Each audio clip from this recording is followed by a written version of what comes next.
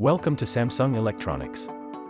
In this video we will explain how to diagnose an E221 temperature sensor error. This error code means that there is a problem with the outdoor ambient temperature sensor. Firstly, we will start with some basic explanations about sensors. In Samsung we have two types of sensors.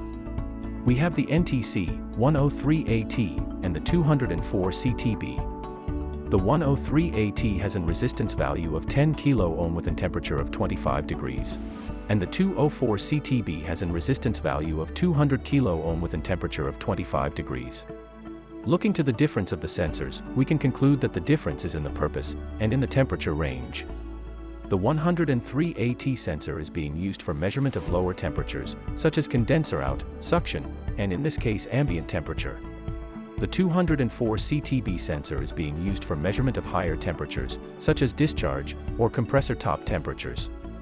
Below you can see a small summary of the values related to the specific temperature. Consult the installation or service manual for more information and the complete sensor value table. How to diagnose a sensor error. You need to check sensor condition, resistance value, and PCB output value.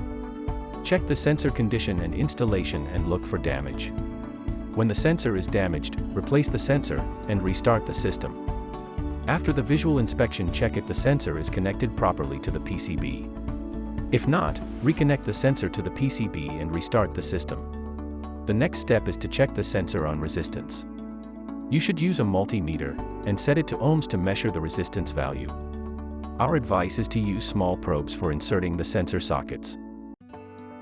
All sensors in Samsung are having two wires. Connect the probes to each wire and check your multimeter's reading.